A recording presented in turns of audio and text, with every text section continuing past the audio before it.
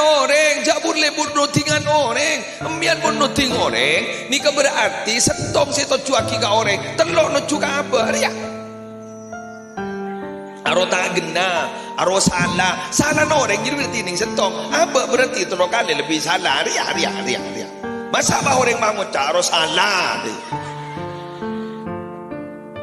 Aro tak gena kan dia.